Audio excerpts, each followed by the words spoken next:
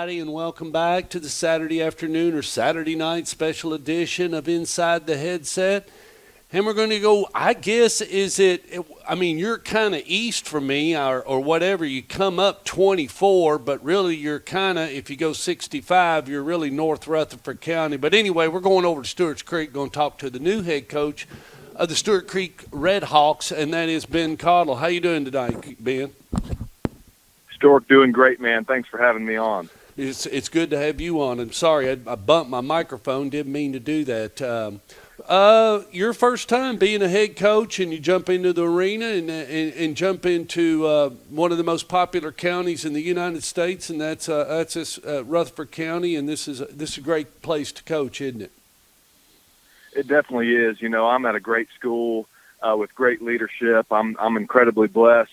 My family, we love it here, and being able to represent Stewart's Creek is definitely an incredible honor, and I'm definitely excited to take the field here and represent this team and this school with class. Well, and that's interesting. You know, here you are grabbing the reins as a first-time head coach, and they add a little special deal to you that everybody else, which is relevant, and everybody else is dealing with. But How have you handled that? I guess kind of like everybody else. Nobody else had any experience, so that's kind of the way I guess you look at it, isn't it? It definitely is. You know, I think that we have put a lot of the focus on our players, and we did a great job. I'm really, really proud of our staff with the job that we all did in keeping in touch with our players while we were apart, and making sure that we were giving them certain things to do and staying in touch and messaging them and calling them and all those types of things. And anyways, just the work that we put in while we were apart is something that I will definitely always remember.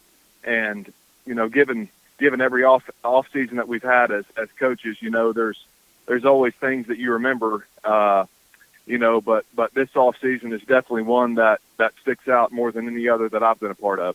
What was the biggest thing you felt like you learned as you started to, you know, develop into the position? What did you feel like you were learning at that point in time? Yeah, I think, you know, anytime that you step into a new role, you know, there are challenges and opportunities for growth. And the biggest thing with all the uncertainty going on, you know, the past few months with us being apart and eventually coming back together as a team, and being able to, you know, slowly start to, you know, begin practicing again, you know, you realize who your leaders are when you're apart. And that was definitely something that stuck out to me. I'm really, really proud of our senior class for stepping up and holding their teammates accountable and doing the things that are necessary in order to grow as a program. We talk about Stewart's Creek, and Burt Brown came in last year and cracked a whip and told everybody we're, you know, and always talked, and you got to love his famous saying that nobody's scared of us when we get off the bus. So, you know, but he's right at that point in time. There wasn't a lot of people scared, but you guys sure did make some steps last year. I thought Burt did a pretty good job for 1 year, and now you're just gonna pick up where he left off, but implement what you need to and put your own stamp on it, as Coach Rankin always said. Absolutely. You know, I think that you know, the opportunity that I had last year to lead our defense is something that definitely allowed me to grow as a coach. Yeah. And being a part of the Stewart's Creek community, to me, is just something that me and my family we just immediately fell in love with the school. It's a strong community. It's a strong community. And the players, and so the opportunity to build upon the success that we had last season is definitely something that I'm excited about. And you know, we're really excited to take that next step as a program and just continuing to build, like you said, on the success that we had last season. Well, and a lot of people don't know it, but tucked back in on that little road on a Friday night, I mean, you're going to be there for a while, because I tell you what, you all bring a nice crowd in. You put on a nice show, and we're looking forward. You know, we're coming to Stewart's Creek and actually going to see that Stewart's Creek. That's going to be that last game of the season, and I'm really hoping I get to that one, and that's at Stewart's Creek, Smyrna. That's way down the road, but. Man, that's because you know why I want to do it, because, see, you know, my color guy, Edie, graduated from Smyrna, and he's always kind of belly aching about Smyrna. So I'll be able to ride him the whole broadcast. So it's going to be fun. So I'm looking forward. I'm already for Stewart's Creek in that one just for the fun of it. So other than that, numbers-wise, let's talk about Red Hawk ball. What do you got, Coach? Absolutely. I think that in regards to our personnel coming back, we are definitely not going to have the same roster that we had last year in terms of numbers. But, I tell you what, when you're a coach, you definitely want to lean on guys that you can count on and that have a lot in your program. And I just can't say enough about our seniors in this environment. Obviously, we are returning several players from last year's team that had a lot of success. That starts with our quarterback, Alex Crank. Also, I'm really proud of several other guys. Blake Bachman is a young man that I'm so proud to coach as well. That's going to take a little bit more of a role on both sides of the ball this year. And he's a young man that I'm incredibly proud to coach. Also on the defensive side, we've got some guys that are coming back. Jamison Wilson, Hayden Davis, Michael Clinton, also Taj Jones and Jaron Williams as well are just several seniors that I think are really, they've been patient and waited for their time and their opportunity to play and to represent their school. And those are some guys that I'm really excited to see take on a little bit more of a advanced role this year in the 2020 season. When you talk about as far as your first game and everything, what do you? I mean, how are you going into this? I mean, you haven't got any film. You don't know what you're kind of getting yourself into. So, as a first-year head coach, what was kind of your thoughts and how you're going to prepare for this first one?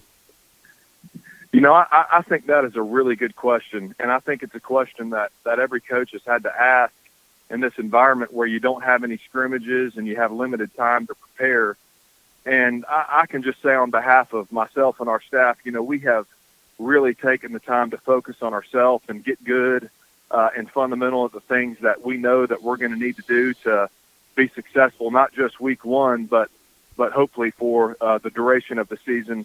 And so yeah, I think that's just kind of one of the things that we've kind of had to adjust in this environment. We haven't been able to go against any other teams other than our own, and so that's definitely something that we've had to kind of grow through as a staff. But our players have responded really well. They've competed in a tough environment, in a challenging environment, and really that's the hand that we've been dealt. And just the way that our players have handled it is something that has really inspired me as a coach.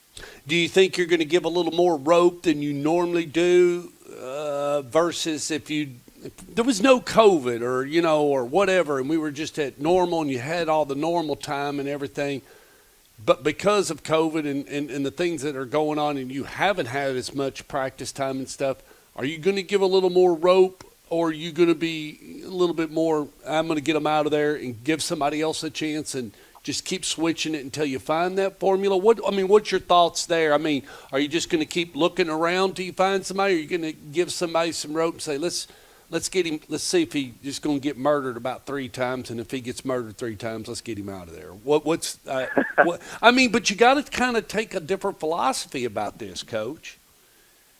I think you're right. Normally you're able to see some kids and some live action and against other teams and scrimmages and full tackle, that type thing. And, just in this environment, we've really had to kind of rethink how we approach the start of the season and making sure our players are healthy and that type thing. And with all the things going on, we've had a lot of distractions in regards to, just getting ready for the first game, especially in regards to weather.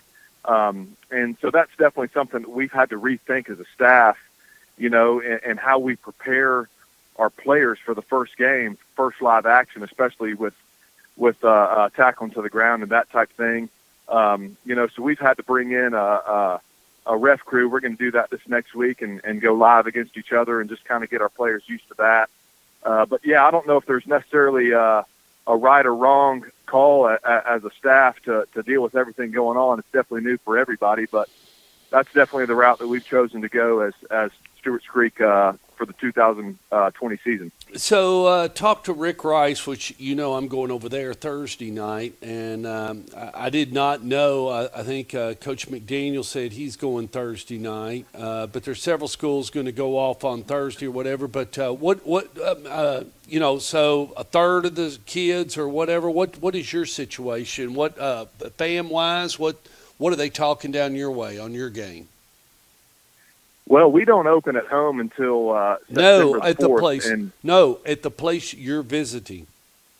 Have they told? So at Mount Juliet, which is where we're going to play week one, we have Coach Perry. We talked yesterday, and I think they're going to be allowed to have 1,500 fans there.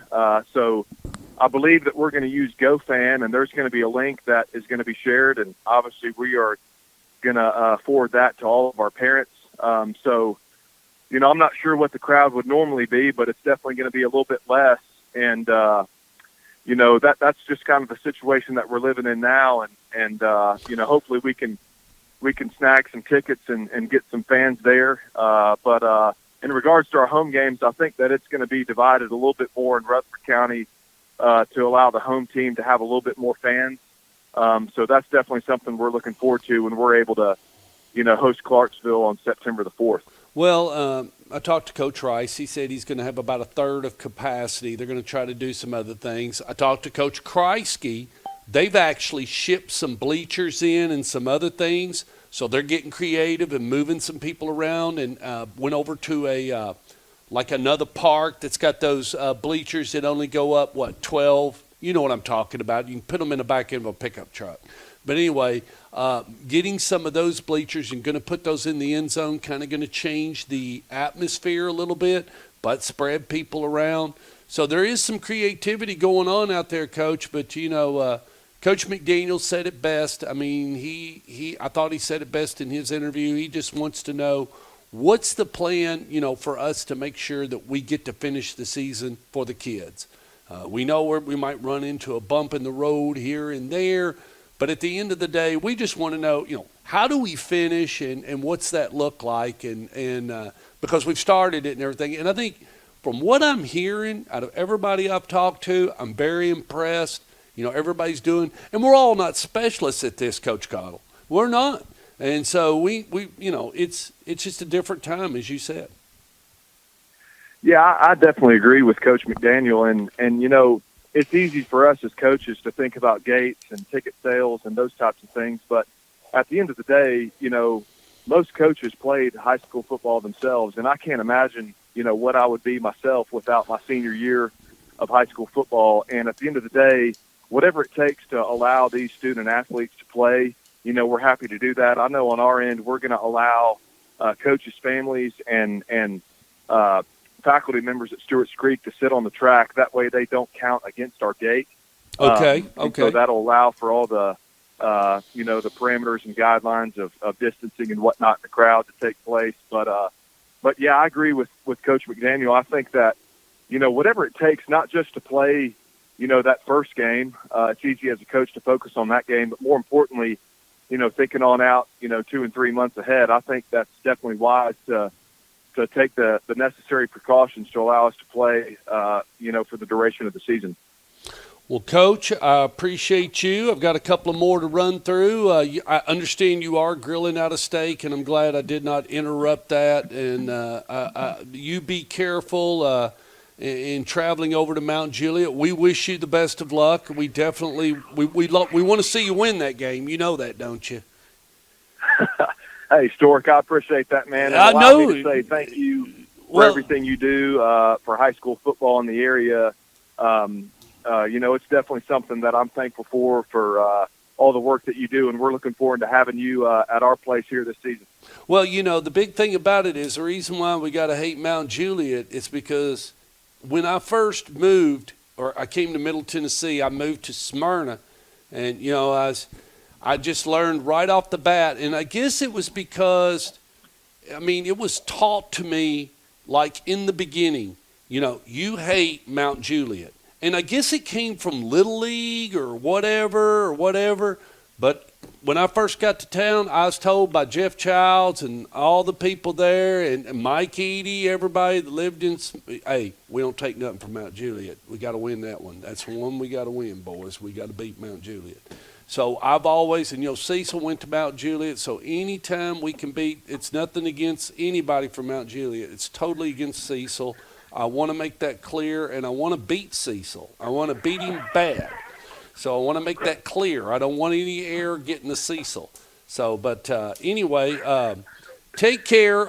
We'll talk. I got to go to South Carolina, but we'll talk. Good luck, and I'll call you. I'll call you Friday night to see how you enjoyed your see how you enjoyed your trip over to Mount Juliet. It's a nice stadium, Coach. You get down in that cereal bowl. It'll be a good time for you. Hey, Stork, I appreciate it, man. Thanks for your support, and we'll talk soon. All right. We'll talk to you soon. Bye.